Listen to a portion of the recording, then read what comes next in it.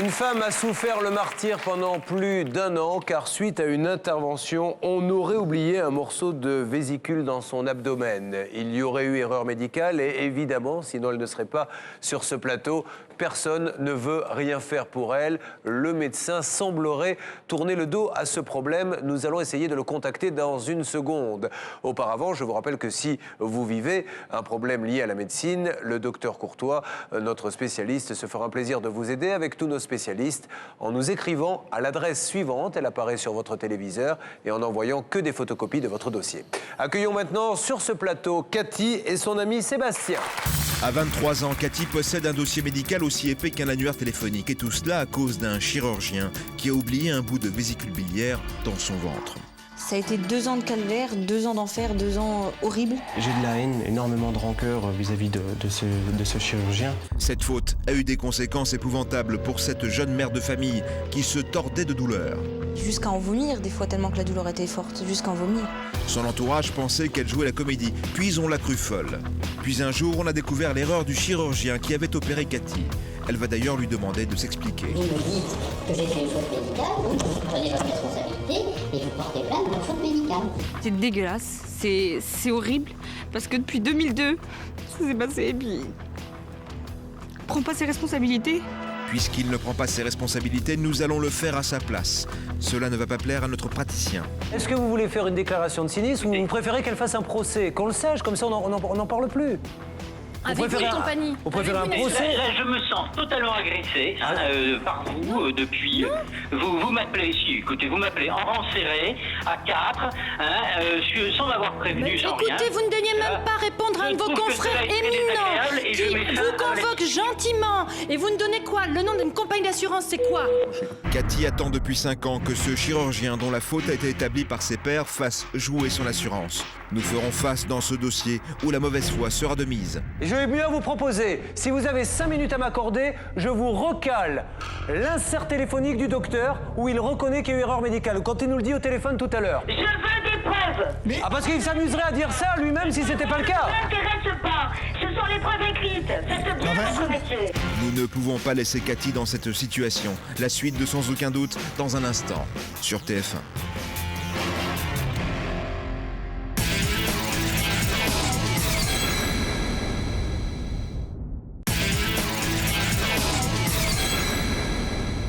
Cathy a été opérée par un chirurgien qui a oublié un bout de vésicule biliaire dans son ventre. Cette faute a eu des conséquences épouvantables pour cette jeune mère de famille. Voici son histoire. Bonsoir Sébastien, bonsoir Cathy. Merci à tous les deux d'être sur le plateau de Sans aucun doute. Qu'attendez-vous, madame, de cette émission? J'attends en fait que le chirurgien reconnaisse un peu sa faute. Et surtout, pour les 2 ans de souffrance que j'ai subis, au moins qu'il en prenne compte, quoi. Avant de voir le reportage qui va bien expliquer tout ce qui s'est passé, ça a été vraiment une très grande souffrance durant cette année? Énormément. C'était au quotidien, c'était tous les jours. C'est affreux de souffrir comme ça. Je peux même pas l'expliquer. Des douleurs au ventre à se plier? C'est des douleurs à se plier, à rester couché, à en pleurer, parce que c'est une brûlure intense que vous avez dans l'abdomen, en fait, et ça ne part pas. Est-il vrai qu'à un moment donné, de par vos réactions dues à la souffrance, on voulait même vous interner parce qu'on pensait que vous aviez...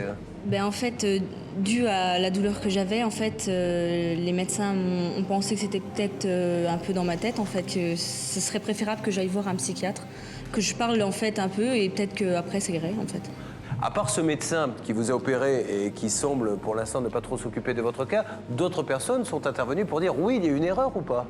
Oui, en fait, j'ai pris contact avec la CRCI et donc justement on m'a aidée. J'ai été faire un dossier, j'ai été expertisée en fait et donc tout joue apparemment en ma faveur. On voit bien qu'il y a eu une faute en fait au départ. Monsieur, vous avez vu ces années de souffrance? Ah oui, disons que je les ai vécues au quotidien. Au quotidien, c'était. C'est vraiment pas exagéré de dire qu'elle était... Ah non, c'est vraiment pas exagéré. C'est vraiment pas... Non, c'est pas exagéré du tout. On vous a enlevé 1 an de votre vie, un peu plus? Un peu plus, 2 ans. On m'a enlevé 2 ans de ma vie en fait. Je veux dire, j'avais 17 ans, les filles de mon âge sortaient, s'amusaient, les amis allaient s'amuser en fait. Et moi, je restais dans mon lit à pleurer parce que j'avais mal, à me bourrer de cachets en fait. Mais pendant ces 2 ans, vous avez dû prendre contact avec ce médecin. Enfin, je veux dire, il ne peut pas tourner le dos éternellement. En fait, j'ai été voir le chirurgien après l'opération, 3 semaines après, et il m'a dit de me retourner vers mon médecin traitant si les douleurs persistaient, en fait, parce que j'avais eu 2 périodes de douleurs. J'ai été voir mon médecin traitant qui m'a donné des traitements, en fait, des cachets, et qui m'a retourné vers un spécialiste pour l'œsophage, en fait. Alors, nous allons voir l'enquête maintenant pour que nos téléspectateurs comprennent bien. Nous allons nous tourner vers ce médecin. Habituellement, notre spécialiste intervient toujours le reportage. Après le reportage, je vais simplement demander au docteur Courtois d'expliquer aux téléspectateurs quelle est l'opération qu'a subie cette jeune femme pour mieux comprendre l'enquête par la suite. La vésicule biliaire, c'est un organe qui se trouve sous le foie, qui stocke la bile et qui la libère au moment de la digestion pour faciliter la digestion des aliments. On enlève à peu près 80 000 vésicules biliaires par an et 10 à 20% de la population française a des calculs dans la vésicule. En plus, c'est un organe qui n'est pas indispensable, on peut l'enlever et vivre parfaitement bien, à condition effectivement de l'enlever complètement et de faire l'intervention dans des conditions normales. C'est cette intervention qu'elle a subie. C'est cette intervention qui a été faite. Voyons l'enquête de Christelle Larbanex. Pourquoi aujourd'hui personne ne veut s'occuper du cas de cette dame? C'est ce que nous allons essayer de comprendre ensemble.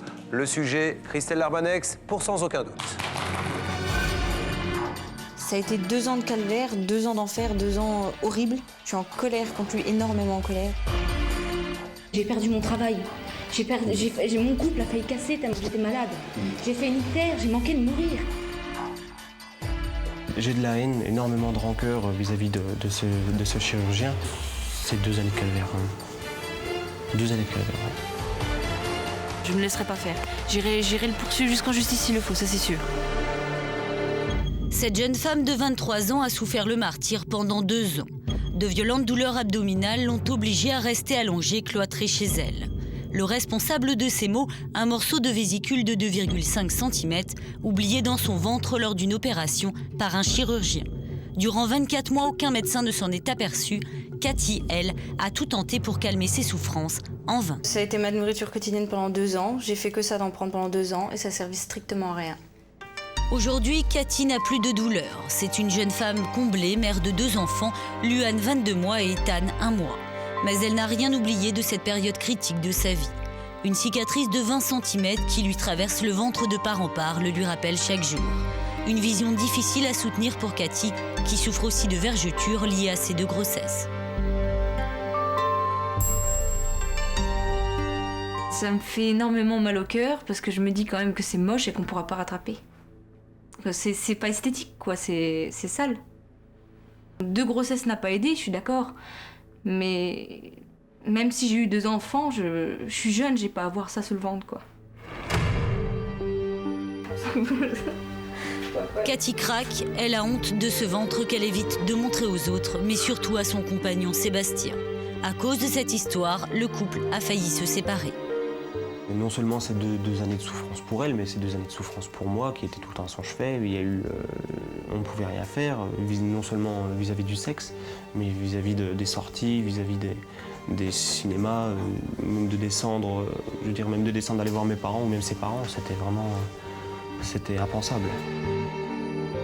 Cathy a failli perdre l'amour de son compagnon, elle a souffert pendant 2 ans. Mais ce n'est pas tout. Dans cette histoire, elle a aussi perdu son travail. Comment a-t-on pu en arriver à une situation aussi extrême? Petit retour en arrière. Mars 2002, Cathy a 17 ans. C'est une jeune fille d'habitude en pleine santé, mais depuis quelques jours, elle ressent de violentes douleurs abdominales. Une sensation de brûlure et de lourdeur dans le ventre, en fait.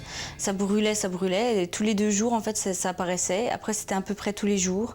Donc, j'ai été voir mon médecin traitant qui m'a adressé directement à un autre médecin. Cathy est dirigée vers un chirurgien. Une échographie est alors réalisée. La jeune fille souffre de calculs dans la vésicule. Selon le médecin, une opération s'avère indispensable. Il m'a expliqué qu'on retirerait ma vésicule parce que c'était la cause de ma douleur. Donc on allait me retirer la vésicule. Ce médecin m'a bien expliqué que c'était une opération tout à fait bénigne, qu'il y avait beaucoup de personnes qui se faisaient opérer, mais des personnes plus âgées que moi, mais que c'était une opération tout à fait banale, quoi, en fait. Le 12 avril 2002, sous colioscopie, la jeune fille est opérée. Une ablation de la vésicule est pratiquée, tout se passe pour le mieux. 3 jours plus tard, Cathy est de retour chez elle, les douleurs ont cessé, pas pour longtemps. Les douleurs sont réapparues au bout de 2 semaines. Au bout de 2 semaines, j'ai senti 2 périodes de douleurs assez fortes. C'était exactement pareil et une sensation de lourdeur dans le ventre en fait. Et donc après, je suis partie voir mon médecin traitant qui m'a dit que c'était pas trop grave, que c'était pas très important, que ça allait passer. Le 6 mai 2002, Cathy revoit le chirurgien qui l'a opérée pour une visite de contrôle. Elle lui fait part de ses douleurs. Mais pour le praticien, aucun problème, la jeune femme cicatrise normalement. Si les douleurs perdurent, il lui conseille de consulter son médecin traitant. Et malheureusement, les douleurs vont continuer et même s'intensifier. La douleur venait progressivement. Elle était légère, elle augmentait au fur et à mesure de la journée. Et elle devenait de plus en plus douloureuse, à me paralyser, à pouvoir plus rien faire, à me mettre en position de chien de fusil, à me mettre en boule et jusqu'à en vomir, des fois tellement que la douleur était forte, jusqu'à en vomir. À plusieurs reprises, Cathy consulte médecins généralistes et spécialistes. Mais personne ne trouve l'origine de son mal. On lui prescrit des antidouleurs, des pansements gastriques qui n'auront aucune efficacité. Cathy dépasse les doses prescrites pour ne plus avoir mal en vain. Clouée par la souffrance, elle ne trouve même pas la force de quitter son lit. L'inquiétude commence à la gagner. À la fin, je me suis dit, soit j'ai vraiment une maladie grave et on trouve rien et on fait pas les bonnes analyses, ou soit je passerai ma vie avec. Mais autrement, au pire des cas, si c'est une maladie grave, j'en mourrais parce que c'était tellement douloureux que je pouvais pas imaginer passer le reste de ma vie avec ça. Bleuette, la mère de Cathy, se souvient très bien de l'état dans lequel se trouvait sa fille à cette époque. Elle en pleurait, hein. C'était cachet sur cachet, c'était... Mais je voyais qu'au fur et à mesure, elle maigrissait. Et en même temps, parce qu'elle mangeait plus, elle dormait plus, elle... mal en point. Après une énième nuit blanche, Sébastien conduit Cathy aux urgences. Les médecins diagnostiquent un problème gastrique aigu. Le 7 juillet 2003, Cathy est opérée. En une année, c'est sa seconde opération.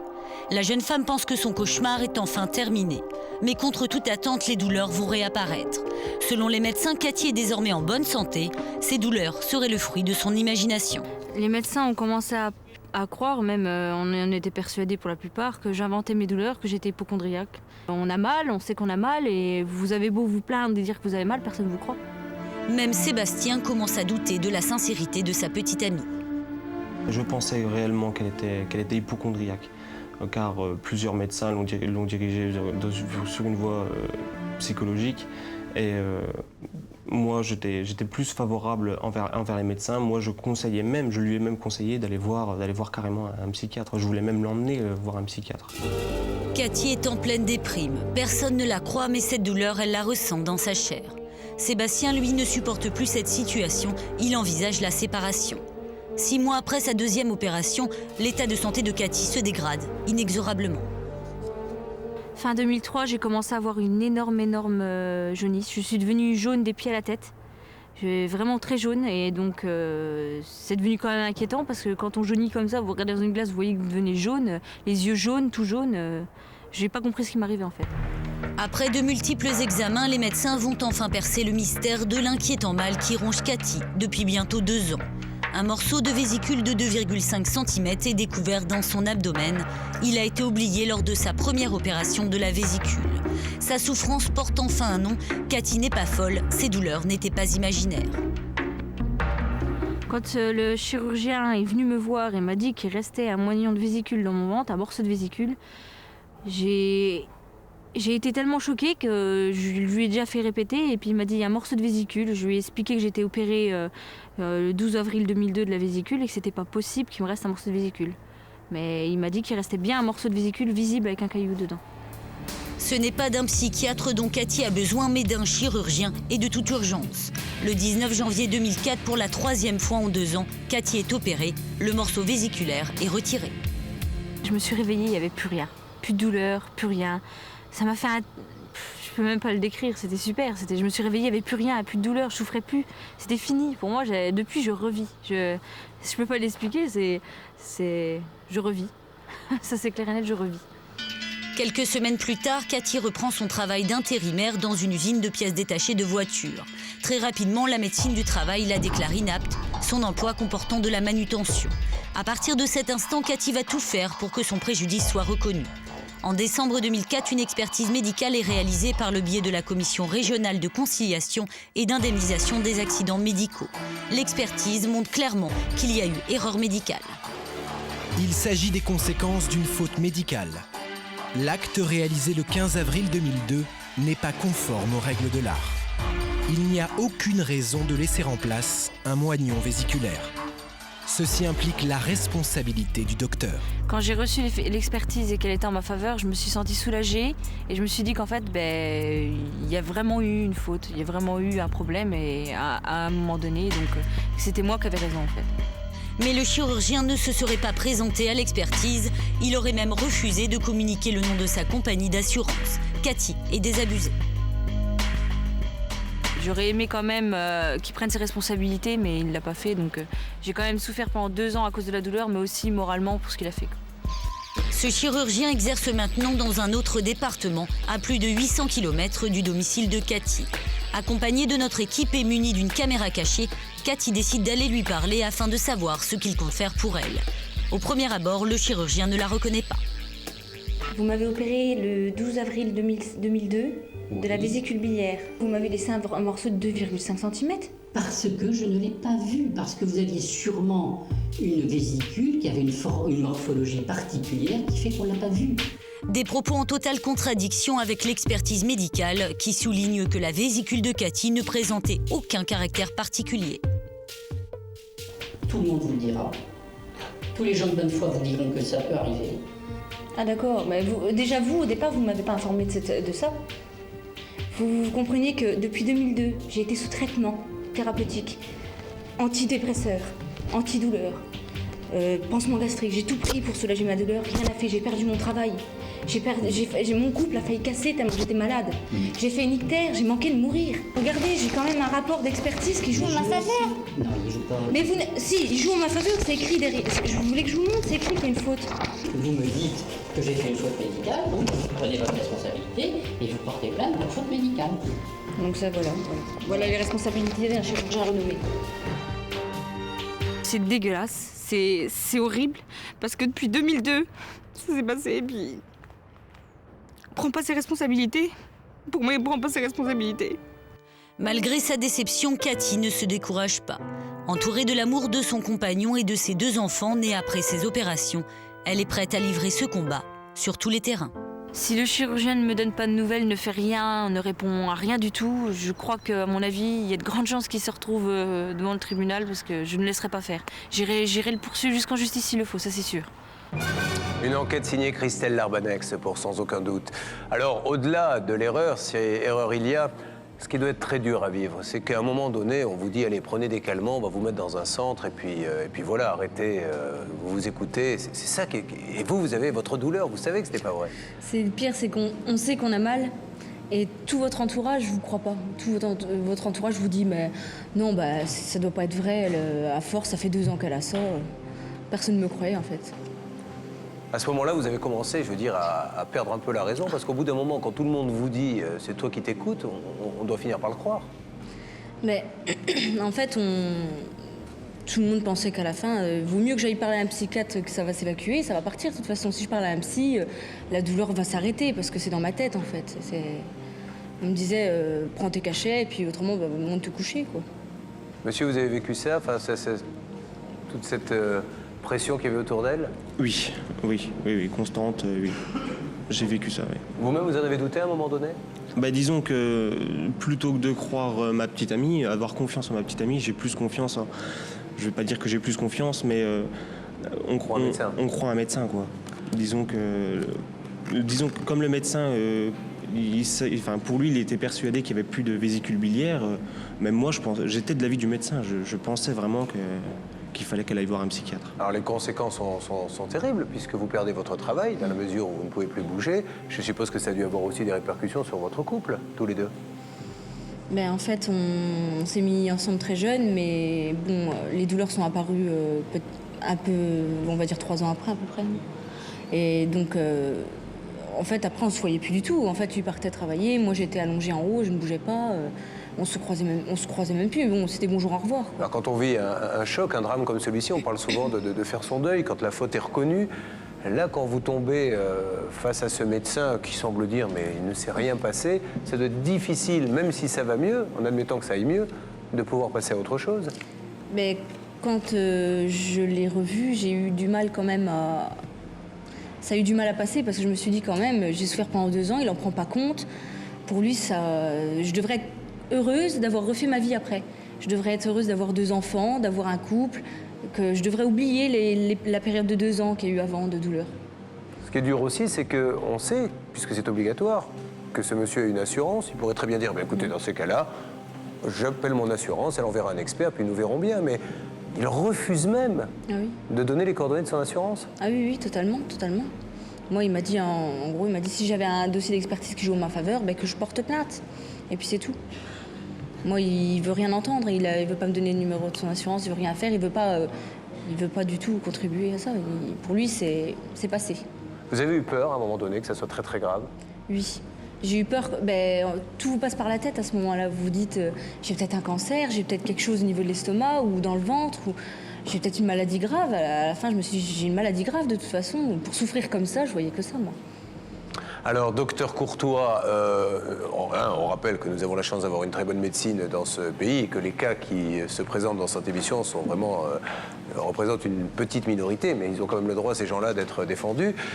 Est-ce que l'on peut affirmer aujourd'hui qu'il y a eu une erreur médicale ou que l'on est dans ce que l'on appelle souvent et qui nous fait malheureusement grincer des dents, l'aléa thérapeutique, autrement dit la faute à pas de chance? Écoutez Julien, pour éviter toute suspicion qu'on pourrait m'accorder, j'ai lu le rapport d'expertise. Cette dame était là à la CRCI, Commission régionale de conciliation et d'indemnisation, qui a désigné un médecin expert, un chirurgien connu de CHU de qui a convoqué toutes les parties. Le chirurgien n'est pas venu. C'est exceptionnel. D'habitude, ça doit être contradictoire, il doit venir. Il n'est pas venu. Et donc, cette expertise s'est passée, des conclusions ont eu lieu, si vous voulez. Et elles sont, cette fois-ci, sans appel. Je vais vous lire pour qu'on puisse pas me reprocher quoi que ce soit. Les dommages constatés sont les conséquences d'une faute médicale. L'acte réalisé n'est pas conforme aux règles de l'art. Il n'a pas respecté en plus le devoir d'information, puisqu'en plus on n'a pas expliqué à cette dame, si j'ai bien compris, avant l'intervention, quels étaient les risques éventuels, enfin les suites normales, c'est-à-dire 48 à 72 heures de clinique et 1 semaine à 3 semaines post-opératoire. Après ça, tout rentre dans l'ordre. On vous a pas expliqué les risques possibles. Donc, et puis ça continue, si vous voulez. Il y a un compte-rendu opératoire fait par le chirurgien où il dit « j'ai vu la vésicule, je l'ai enlevée, j'ai vu le canal cystique, je l'ai enlevé, j'ai vu l'artère cystique, je l'ai ligaturée, cholécystectomie classique, sans problème particulier ». Et donc, au moment de l'intervention, de la 3e intervention, et au moment de la CRCI, ce compte-rendu, donc celui du chirurgien, est donc en contradiction formelle. Enfin, le 2e chirurgien, celui qui vous a opéré et qui a vu ce qui s'était passé, avait les constatations d'imagerie qui ont précédé l'intervention. Le docteur retrouve un moignon vésiculaire, un canal cystite et une artère. C'est-à-dire, lundi, j'ai enlevé la vésicule, le canal... Et on les retrouve après lors d'une 2e opération. Et non seulement on les retrouve, Julien, on retrouve un calcul dans le morceau de vésicule de 2,5 cm et un autre calcul qui est plus bas dans un canal qui s'appelle le cholédoque, qui a bloqué le foie et c'est pour ça qu'elle a fait un ictère, une jaunisse. Oui, mais là, alors soit c'est de la... Excusez-moi, là ça n'engage que moi et non pas vous, docteur Courtois, mais soit c'est de l'incompétence, soit c'est du mensonge. On ne peut pas dire j'ai enlevé telle partie du corps si on la retrouve quelques mois plus tard. Ou alors, l'intervention s'est mal passée, si vous voulez, et effectivement, on a interrompu l'intervention, on a arrêté avant la fin. Mais on ne dit pas j'ai enlevé dans ces cas-là. Des complications comme les vôtres, ça arrive dans 5 à 7% des cas. Qu'on oublie un morceau de vésicule, ça peut arriver. Mais il faut qu'il soit petit, il ne faut pas qu'il y ait un calcul dedans. Donc là, on a accumulé quand même pas mal de fautes techniques. Alors, on sait qu'il y a des différences d'un dossier à l'autre selon que l'on a été opéré dans un hôpital où le médecin est salarié ou une clinique. Là, il n'y a pas de responsabilité du centre opératoire. Non, non, on est dans une clinique privée avec un chirurgien privé. Donc l'objectif aujourd'hui, c'est non pas de dire à ce monsieur qu'il a tort, il a le droit de penser ce qu'il veut, mais au moins qu'il fasse jouer son assurance au vu des expertises. Sinon, elle devra, maître Fellono, engager une procédure. Tout à fait, mais concernant la clinique, si elle ne peut pas être considérée comme l'employeur et donc responsable des erreurs du chirurgien et du médecin qui travaille dans ces locaux, en revanche, elle a une obligation légale. C'est de s'assurer que les praticiens qui sont chez elle, dans ces murs, sont bien assurés. Ils doivent fournir, comme un architecte dans la construction d'une maison, etc., doit fournir une attestation d'assurance. C'est un document obligatoire. Donc cette rétention d'informations est d'abord odieuse illégale et en plus effectivement extrêmement pénible parce qu'elle empêche toute indemnisation, au moins contre l'avis du médecin, parce que s'il ne veut pas y aller, c'est déjà pas génial, mais qu'il empêche une indemnisation normale, ça c'est absolument odieux. Allez, il est grand temps d'essayer d'en savoir un petit peu plus en donnant tout d'abord la parole à ce médecin pour qu'il puisse vraiment nous expliquer sa version des faits. Question à lui poser, comment se fait-il qu'il y ait un rapport d'expertise qui annonce clairement qu'il y a eu une erreur médicale? Comment se fait-il que le rapport d'opération ne corresponde pas à ce qu'a vu le deuxième médecin quand il a opéré cette jeune fille? Autant de questions que nous allons essayer de lui poser maintenant grâce à cet appel téléphonique. La régie fait le numéro. Notre chirurgien va nous répondre. Julien Courbet en profite donc pour lui rappeler la situation dans laquelle se trouve Cathy et ce qu'il compte faire pour soutenir la jeune femme. Oui, docteur. Oui. Oui, nous voulions simplement savoir, un, quel était votre avis sur ce sujet, et deux, si vous comptiez peut-être alerter votre assurance. Il n'y a pas de problème. Il y a eu elle est passée en commission d'indemnisation régionale. Il y a eu un avis. Maintenant, si elle va à l'encontre de cet avis, qu'elle veut continuer, il y a des pratiques habituelles, oui. Pourquoi il dit quoi, l'avis? L'avis dit qu'il n'y a pas eu d'aléa thérapeutique et conclut à une faute. Alors maintenant, il faut encore en discuter. Alors, j'ai à mes côtés, comme je ne suis pas très calé, bien évidemment, en médecine, l'un des experts de l'émission qui est médecin, le docteur Courtois. Oui, bonjour. Je permettais de... Bon, écoutez, oui, non, moi je veux bien, mais là, j'ai aucune preuve de qui me téléphone. Là. Alors, je vais vous passer la jeune femme que vous avez opérée. Bonjour, excusez-moi de déranger. Je suis Moselle Jamel Cathy, vous vous souvenez de moi? Oui. Oui, ben, je suis bien justement sur le plateau sans aucun doute, je vous confirme. Voilà, non, c'est pas une blague, hein, monsieur. D'ailleurs, ça a de très mauvais goût si c'en était une. Enfin, vous savez que ça arrive. Oui, mais enfin là, il faut quand même bien connaître le dossier pour faire une blague pareille. Non, mais ça pourrait arriver. Oui, donc je vous appelais, cher confrère. Le problème, c'est que je crois qu'il y a un malentendu. Effectivement, il y a eu une CRCI, il y a eu une réunion. D'ailleurs, je crois que c'est dommage que vous n'ayez pas pu y assister, mais peu importe. Et il y a eu des conclusions. Donc, effectivement, je suis d'accord avec vous. On reconnaît que c'est pas un aléa thérapeutique. On reconnaît que c'est pas une infection nosocomiale pour la bonne raison, et je vous prie de m'en excuser, c'est qu'on reconnaît que c'est une faute qui vous incombe. Maintenant, vous savez que cette patiente ne rentre pas dans les critères d'attribution d'une indemnisation par la CRCI. Donc, elle n'a plus que deux choix. C'est celui d'engager une procédure, effectivement, devant le tribunal de grande instance contre vous pour obtenir gain de cause, ou alors ce qu'elle demande, ce qu'on demande tous, c'est une transaction amiable avec votre compagnie d'assurance. Et tout le monde nous dit, mais ce médecin ne refuse de donner sa compagnie d'assurance, refuse de faire une déclaration à sa compagnie d'assurance. Donc le problème, il est là. Il est simple. Il n'y a pas de problème en ce sens. Il y a eu un problème en commission régionale, mais il est sûr qu'elle peut très bien m'appeler et qu'on voit un petit peu ce qu'il en est. L'autre jour, elle est arrivée à la consultation très énervée, sans avoir prévenu. Bon, c'est sûr que je ne pouvais pas lui parler pendant très longtemps. Excusez-moi, je suis venue énervée quand même, parce que je vais quand même vous soutenir, excusez-moi, mais j'ai souffert quand même pendant 2 ans à cause de ça. C'est peut-être normal qu'en venant vous voir en consultation, j'étais peut-être un petit peu énervée. Oh, ben enfin là, il y avait des limites quand même. Écoutez, je ne vous ai pas mal parlé, vous m'avez coupé plusieurs fois la parole, moi je ne vous ai pas coupé la parole, je vous ai laissé parler.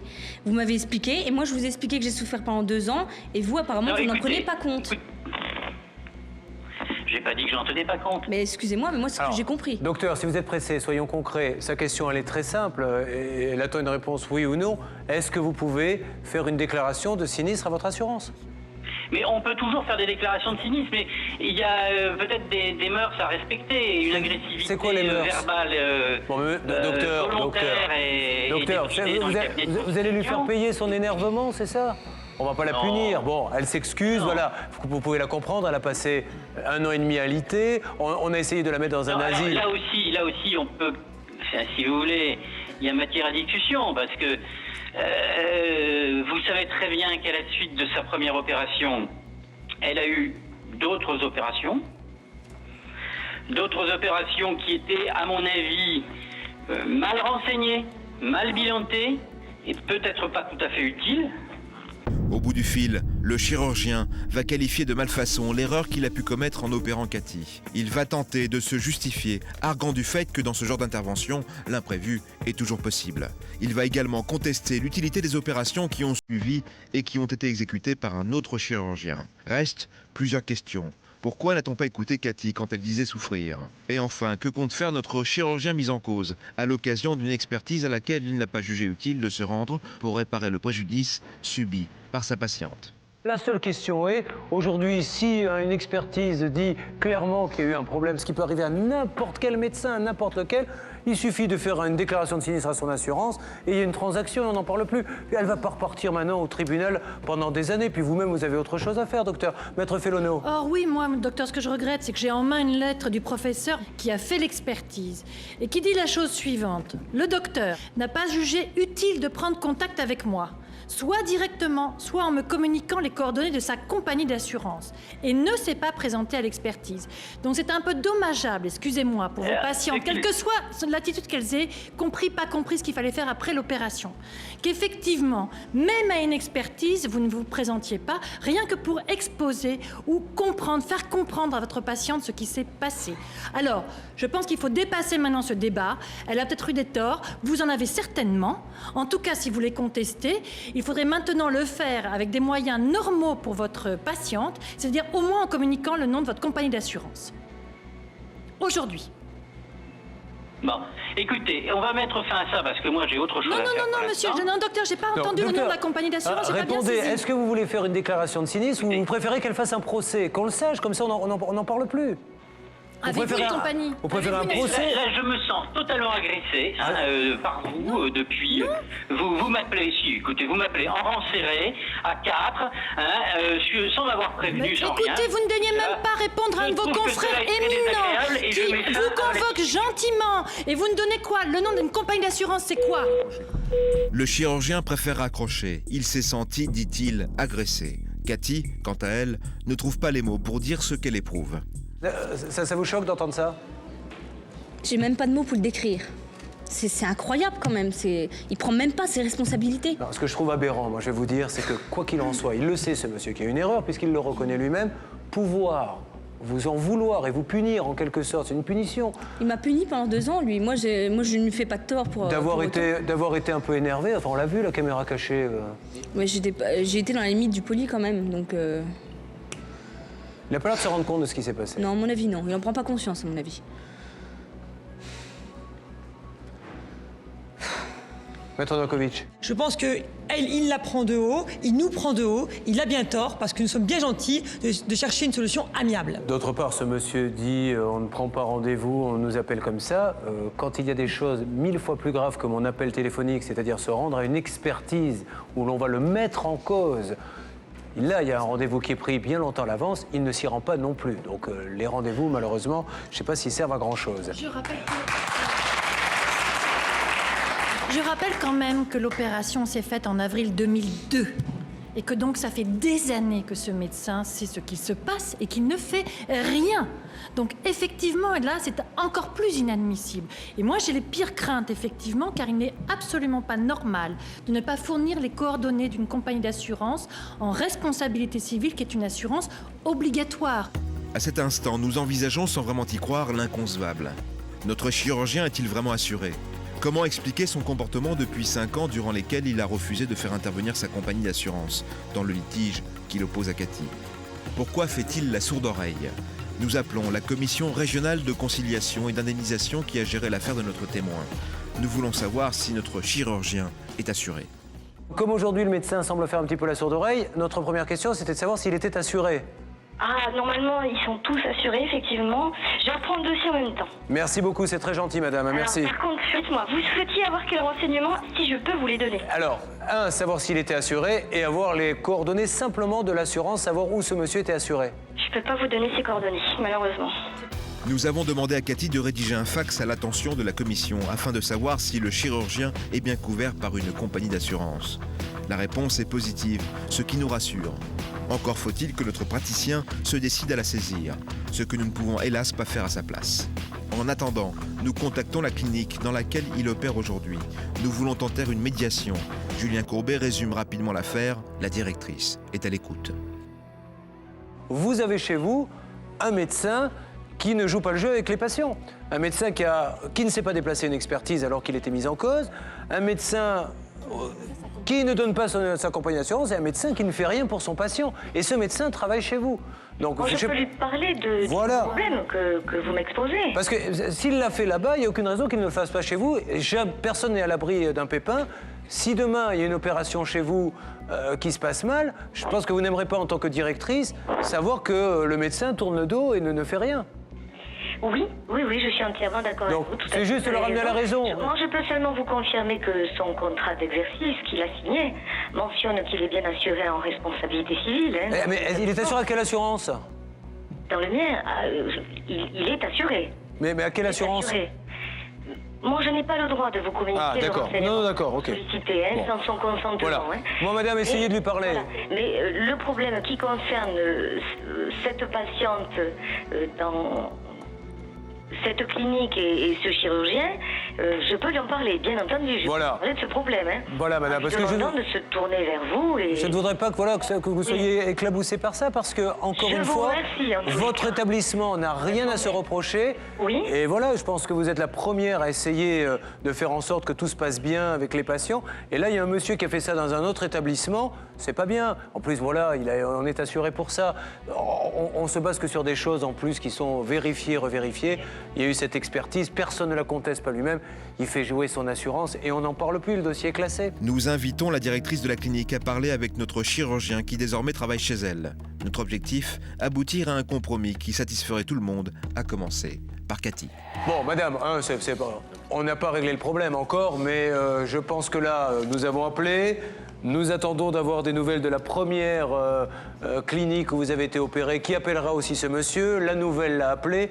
Je pense qu'à un moment donné, il va prendre conscience qu'il faut simplement faire une déclaration à son assurance. Pour une raison très simple, c'est que ça sert à ça. Donc sinon, s'il ne le fait pas jouer là, il ne la fera jamais jouer. Il paie des cotisations pour rien, ce monsieur. Bon, ça va un petit peu mieux ou pas? Mais un petit peu plus détendu, moins énervé, on va dire. Mais j'espère que ça va quand même finir par s'arranger. On va tout faire pour, on est là depuis ce matin et on continuera aussi longtemps qu'il le faudra merci. Pour avancer. Nous attendions depuis quelque temps un coup de fil du directeur de la clinique dans laquelle Cathy a subi l'opération fatidique. Nous voulons inviter le responsable à contacter le chirurgien qui a depuis quitté son établissement afin de le convaincre, là aussi, de trouver un compromis. Monsieur, comprenez bien le but de mon appel. Oui. Je ne suis pas là, je sais bien que vous n'y êtes pour rien. Je voudrais simplement essayer par tous les moyens d'aider cette jeune femme qui a été opérée chez vous. Je pense qu'un coup de fil de votre part serait bienvenu en appelant ce médecin, en lui disant voilà, moi j'ai aussi la responsabilité d'un établissement. Cette dame a été opérée dans notre établissement, même si c'est sous votre responsabilité, je parle du chirurgien. Je pense qu'il serait tout à fait normal que vous fassiez une déclaration de sinistre parce que moi, je ne veux pas que ça se passe comme ça chez moi. Nous, on est un établissement sérieux, donc il faut le faire, quoi. Bah écoutez, si vous me donnez ces coordonnées, je peux vous assurer que je ferai en sorte et de manière formelle, et je vous en ferai même une copie. Je vais vous passer quelqu'un qui va vous donner toutes ces coordonnées, et merci de nous tenir au courant pour que ce dossier puisse avancer. Donnez-moi également un endroit où je pourrais éventuellement vous transmettre copie du courrier que je ne manquerai pas de lui adresser dès demain. C'est très gentil. En tout cas, merci d'avoir pris de votre temps et de nous avoir appelé aussi rapidement, monsieur. J'apprécie beaucoup. Je vous passe quelqu'un et merci encore pour votre professionnalisme, monsieur. Je vous en prie, monsieur. Bonne journée. Au revoir, monsieur.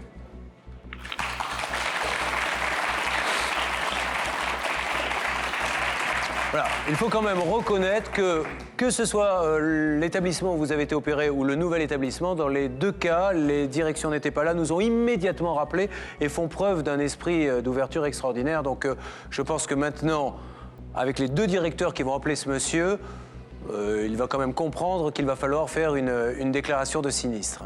À cet instant, nous pensons l'affaire de Cathy parfaitement maîtrisée par nos interlocuteurs successifs. Nous avons d'ailleurs transmis à la directrice de la clinique qui emploie aujourd'hui notre chirurgien les résultats de l'expertise ordonnée par la commission régionale de conciliation et d'indemnisation. Résultats qui démontrent sans ambiguïté la responsabilité du praticien. Nous attendons donc l'appel de cette directrice avec impatience car nous pensons qu'elle est intervenue en faveur de Cathy et qu'elle a réussi à convaincre le chirurgien de réagir. Nous allons tomber de haut. Est-ce que je peux parler 2 secondes? Oui, mais nous, on vous a écouté tout l'après-midi. Alors maintenant, vous m'écoutez. Vous m'envoyez les conclusions et vous m'envoyez l'avis, ok? La suite de ce dossier dans un instant sur TF1.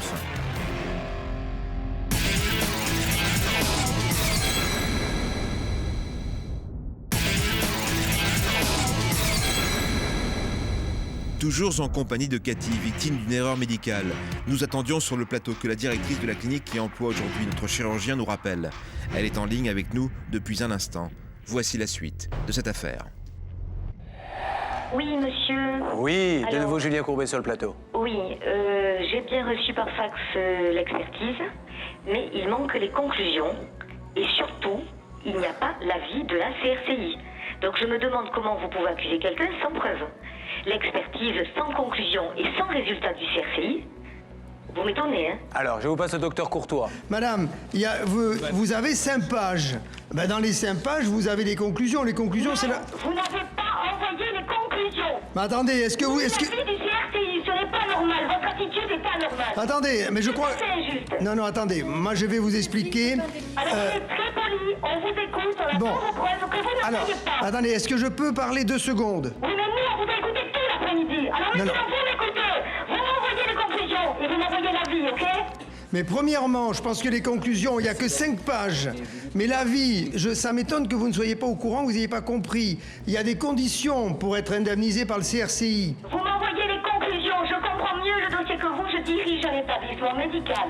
Bon, alors figurez-vous, moi ça... Écoutez. De quoi vous parlez? Alors écoutez, là, je vais vous dire 2 mots. Ça fait 17 ans que je m'occupe d'erreurs médicales, donc je pense que j'ai pas de leçon à recevoir de vous. Vous dites à votre secrétaire qu'elle m'envoie les conclusions, ainsi que les résultats du CRCI. Je vais mieux vous proposer. Si vous avez 5 minutes à m'accorder, je vous recale l'insert téléphonique du docteur où il reconnaît qu'il y a eu erreur médicale, quand il nous le dit au téléphone tout à l'heure. Je veux des preuves. Mais... Ah, parce qu'il s'amuserait à dire ça lui-même si c'était pas le cas. Ça ne m'intéresse pas. Ce sont les preuves écrites. Faites bien votre métier. Enfin, écoutez, madame... Je ne vois que ce que je vois. Madame, vous connaissez la loi des preuves. Alors, téléphonez au docteur qui a fait l'expertise, téléphonez à l'expert. Vous m'envoyez les preuves écrites. Vous m'envoyez les conclusions de cette expertise que vous ne m'avez pas envoyées entièrement. Vous avez reçu...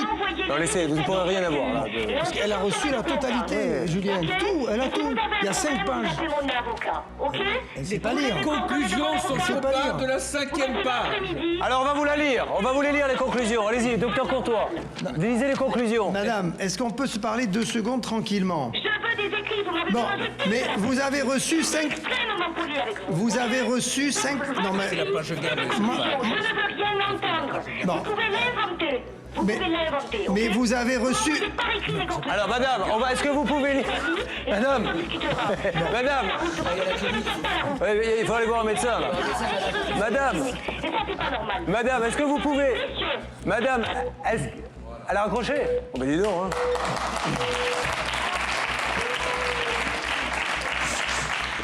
Alors, vous vous doutez bien qu'on ne s'amuserait pas. Cette dame confond un petit peu plusieurs choses. Relisons, d'ailleurs, nous allons vous le bantitrer, là. Ça va apparaître en gros sur votre téléviseur, là, au moment où je vous parle. Les voici, ces fameuses conclusions. Pouvez-vous les relire, s'il vous plaît, docteur Courtois? Il y a l'expertise complète, on est bien d'accord? Oui. Il y a des conclusions d'abord sur la faute, donc on est bien d'accord. Les dommages constatés sont les conséquences d'une faute médicale, c'est écrit. Et il y a à la fin, ce qui est très important, l'évaluation de tous vos préjudices. Et ce que n'a pas compris cette directrice de clinique, et ça m'inquiète énormément, c'est qu'il y a des conditions pour être indemnisé par les commissions régionales de conciliation et d'indemnisation. C'est soit une IPP supérieure à 24%, ce que n'a pas cette dame puisqu'elle n'a que 5%, soit un arrêt de travail de 6 mois, vous n'avez que 5 mois et demi, c'est pas de chance. Donc, si vous voulez, c'est pour ça qu'elle ne peut pas être indemnisée par la CRCI. Mais de toute façon, pas là docteur, aujourd'hui. si, exactement. Mais bien sûr. Si elle avait été indemnisée par cette caisse, on ne serait pas en train de passer des coups de fil depuis 8 heures ce matin. Pour défendre Cathy et obtenir un résultat, nous avons du travail. Nous allons contacter encore ce chirurgien et tâcher de le convaincre d'agir. En cas d'échec, nous alerterons le Conseil national de l'ordre des médecins quant aux agissements de ce praticien. Autrement dit, Cathy peut compter sur sans aucun doute. Je peux vous dire que là, ça va bouger. Parce qu'il le sait, qu'il n'a aucune chance. Donc, lui-même va contacter son assurance, qui va lui dire, mais attends, elle est d'accord pour faire une transaction à l'amiable, on va pas aller au tribunal. C'est complètement ridicule. Et là, ça va bouger très vite. D'accord. D'accord? Et le Conseil de l'ordre va s'en occuper aussi. D'accord. Bon, vous êtes usé par tout ça, hein? Oui. On se rend pas compte, mais ça... Beaucoup. Fatiguée de tout ça. Mais bon. Ça vous empêche de profiter pleinement de vos enfants et de... envie que ça s'arrête? Oui, j'ai envie que ça s'arrête. Merci. Faites-nous confiance. Et je suis sûr que le conseil de l'ordre des médecins aussi ne peut pas laisser passer des choses pareilles. C'est une profession plus qu'honorable. C'est un petit peu idiot. Allez, on va vous laisser tranquille pour aujourd'hui. Je remercie vraiment tout le monde. Je vous remercie vraiment de m'aider dans ces démarches-là, quoi, de m'appuyer. C'est tout ce que je pouvais attendre. C'est super qu'on m'aide comme ça, en fait. Eh bien, on va continuer à le faire. Merci, monsieur. Merci. Merci, docteur Courtois. Oui, avec grand plaisir.